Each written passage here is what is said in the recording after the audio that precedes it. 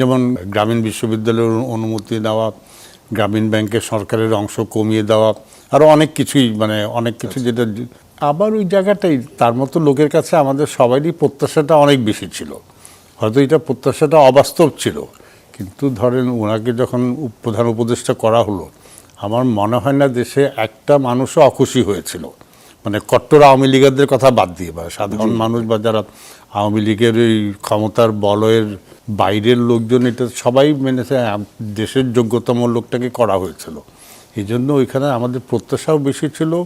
আবার ওই প্রত্যাশার নিরিখে কিছু জিনিস হতাশ করেছে। আমি যদি খোলামেলাভাবেই বলি যে কিছু কিছু ব্যাপারে মানে সঠিক হোক বেঠিক হোক, মনে হয়েছে অনেক কিছু পদক্ষেপ সাথে তার স্বার্থ সরাসরি জড়িত ছিল। যেমন গ্রামীণ বিশ্ববিদ্যালয়ের অনুমতি দেওয়া, গ্রামীণ ব্যাংকের সরকারের অংশ কমিয়ে দেওয়া, আরও অনেক কিছুই, মানে অনেক কিছু যেটা মানে মনে হয় যে তার ব্যক্তিগত স্বার্থে হয়েছে। এটা তো এগুলি উনি সবসময় পেতেন।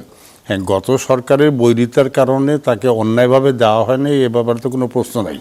কিন্তু উনি সরকারের পদ থেকে চলে গেলে গ্রামীণ বিশ্ববিদ্যালয়ের জন্য যদি মানে আবেদন করতেন, 3 দিনে আবেদন তো মানে গ্রহণ করা হতো। তো এই কাজগুলি আমার কাছে খুব দৃষ্টিকটু লেগেছে, এবং এটা নিয়ে আমার মনে হয় যে সংবাদ মাধ্যমে তো যথেষ্ট সমালোচনা হয়েছে। ফলে তার কাছ থেকে আমরা একটা যে নৈতিক ভিত্তি আশা করেছিলাম, যে একটা উনি মানে দেশের সব সমস্যার সমাধান করতে পারবেন না, সম্ভব না, সব সংস্কার করতে পারবেন না, সেটাও সম্ভব না, কিন্তু দেশ পরিচালনায় কিছু নীতি নৈতিকতার যে একটা দৃঢ় ভিত্তি আছে, সেইটা অন্তত দাঁড় করিয়ে যেতে পারতেন।